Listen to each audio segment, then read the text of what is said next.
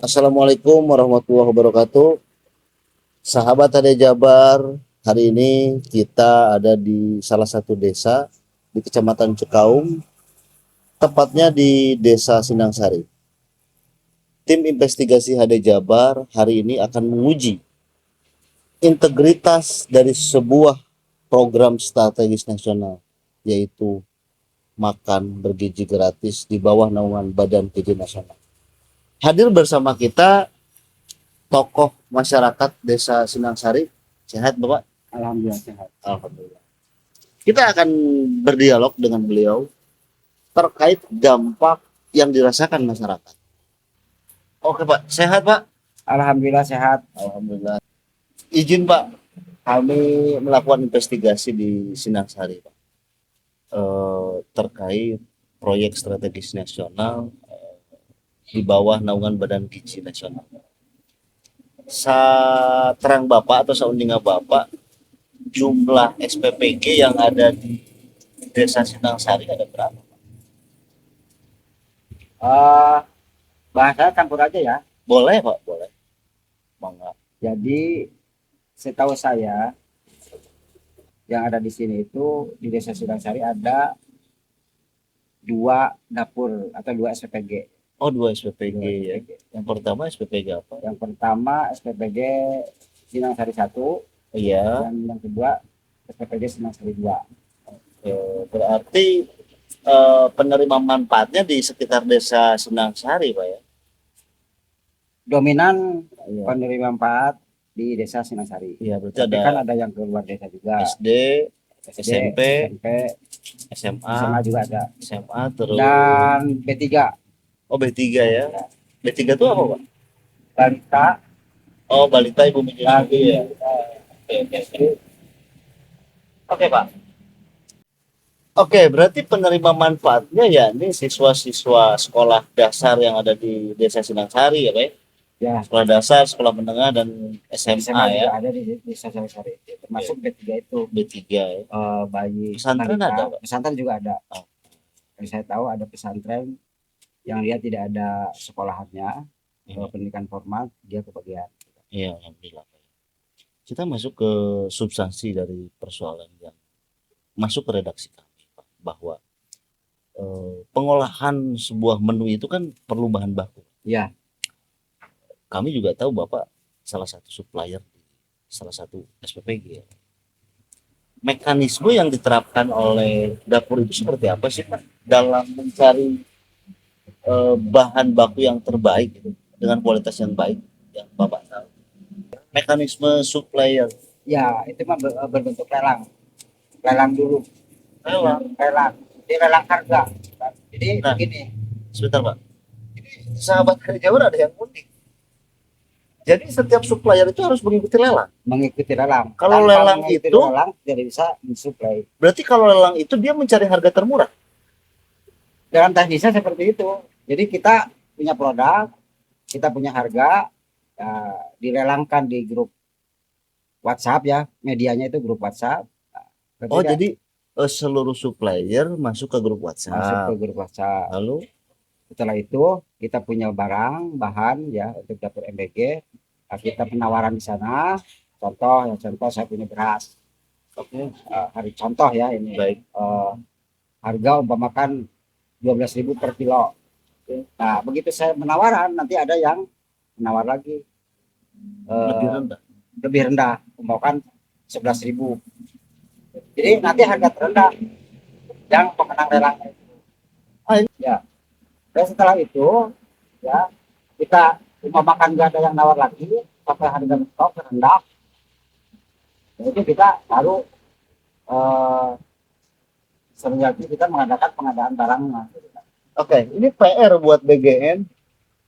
Dari investigasi kami di Jabar, kami akan segera menyampaikan ke Badan Gizi Nasional yang ada di Jakarta.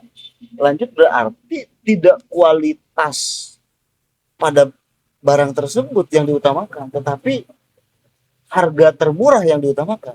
Harga termurah yang diutamakan. Ya kita gimana mau memfokuskan kualitas yang bagus ya, dengan harga yang minim. Akhirnya kan Iya. kualitas itu diabaikan. Yang Oke, penting oke, kita oke. bisa mendapatkan barang itu dengan harga yang sesuai lelang. Iya Pak, aku ingat ketika Pak Dadan yang hari ini tersangka itu, Hmm. dia menyampaikan kepada Bapak Presiden ketika ditanya sama Bapak Presiden di ulang tahunnya Pak Presiden tuh, Ya, bahwa pas ulang tahun Pak Presiden menunya itu telur, ya kan? ya, Kita sama-sama tahu menunya telur Pak. Kita ambil sampel telur saja yang dilelangkan atau harga yang diterima oleh SPPG yang disuplai itu melalui lelang berapa? Sementara kita tahu harga telur sekarang berapa kan? ya. Ya sekarang kan harga telur di pasaran kurang lebih kan rate rendah itu 27. Iya, iya, iya, iya. Yang tertinggi sekarang ada edaran sekarang ya. Iya, iya. Beberapa hari yang lalu ada edaran paling tinggi itu 30 ya 30 500 berapa ya Surat edaran dari dari Polri kalau nggak salah. oh dari Polri, oke. Sebagai acuan Sebagai acuan. mungkin, ya, ya. Harga eceran tertinggi kali ya. Nah, awal mula saya lelang itu kan pakai harga biasa, harga yang saya punya dengan barang kualitasnya sesuai harga. Oke, Pak, sebentar. Mau Aku cari runtutannya dulu ya. Bapak kan sebagai supplier kan. Berarti Bapak membeli kepada masyarakat yang ada di Desa Sinangsari begitu. ya, ya. Oke. Berapa Bapak beli? Telur itu kita beli ke masyarakat itu ya, ke petani, Hmm. petani telur. Itu kan paling rendah itu 26.500. 26.500. Oke, lanjut.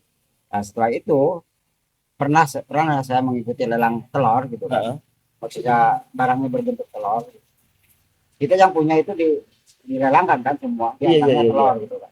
Pertama saya 30.500. Oke. Ada yang nawar, sampai pernah saya itu 24.500 per kilo. Sementara saya belanja 26.500 atau paling terendah itu 26.000. Karena naik turun harga telur itu kan. Berarti keuntungannya Ya kembali tidak ada ke, untung.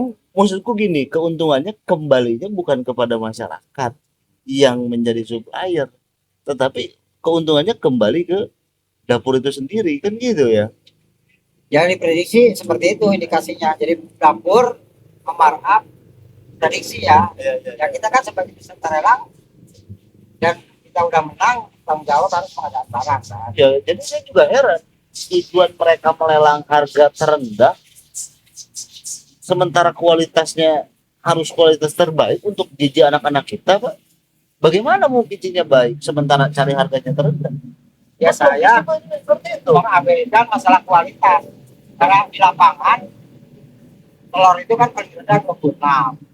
Ya, ya. Bapak Sementara beli saya dari petani kan? 24.500 gimana? Berarti rugi Ya kan? rugi. Dan nggak mungkin saya mendapatkan telur yang harga bagus, maksudnya kualitas bagus kan. Umpamakan jam 28 atau 29 gitu kan. Yang kualitasnya bagus lah, maksudnya bakso itu dari eh, kulitnya, warnanya, ya pokoknya barang lah. Indikasi telur bagus itu dari tampak dari warna kan, warna kulitnya. Oh, iya, Indikasinya itu. iya, iya, iya, iya. Nanti dimasaknya juga kalau kualitas jelek, begitu masuk ke air langsung pecah. Kualitas karena harganya murah Karena kan? harga murah, Ya, dicari harga termurah kan? murah. Kalau you mau jadi supplier ya cari harga termurah. Ikuti Lelang. mekanisme kami kata dapur itu seperti itu. Oke. Kalau nggak mau itu ya udah jangan mau lelang. Penonton aja gitu. Apalagi Pak yang bisa dibagi kepada sahabat ada Jabar? Maksudku gini, dengan hadirnya dapur, kan di desa itu Pak ada namanya Koperasi Desa Merah Putih. Ada namanya badan usaha milik desa. Bumdes. Apakah mereka sudah terintegrasi? Apakah seperti apa dengan metode lelang seperti ini? Ya sebenarnya harusnya itu kan adanya dapur MBG itu ya, apalagi satu desa ini jumlahnya dua ya, dua dapur. Ada dampak ekonomi, kalau kita ekonomi untuk ekonomi lokal lah, Desa Sinangsari. Tapi dengan mekanisme seperti ini ya tidak ada dampaknya, tidak ada dampak. Bapak Ya, yang sudah adapun dampak mungkin sedikit atau relawannya yang bekerjanya itu Iya, kan iya, ada iya. gajinya, ada honor kan, Iya. berdampak. Tapi untuk usaha sektor ekonomi itu kan sektor employee lah, iya, iya. sektor ekonomi nggak ada gitu kan. Adapun ya sedikit gitu kan. Iya. Malah ada sempet rugi ya. Ya sempat rugi saya Karena lelang. Ya. kalau lelang. Cuma kan kadang-kadang eh itu kan resiko usaha. Kadang-kadang saya dapat lelang itu kan lebih dari satu. Contoh saya lelang telur sama bumbu.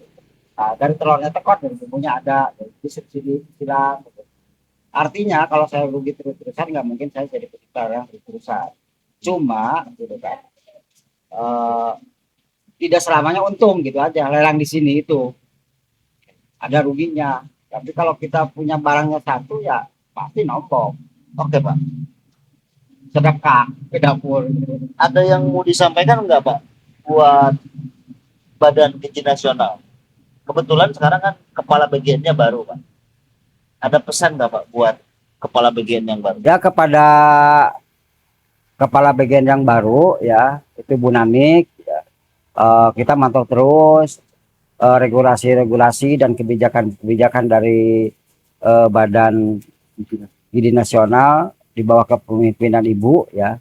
Nah, cuma saya kembali lagi ke esensi dengan adanya dapur MBG ini, MBG program MBG ini ya.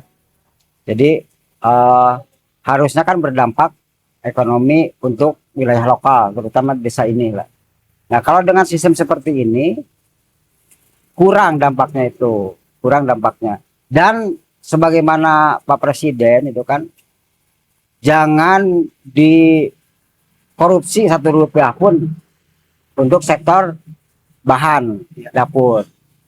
Kan udah ada alokasinya, umpamakan contoh satu porsi itu 15.000 ya. Yang untuk bahan ya untuk kemakanannya itu 10.000 ya.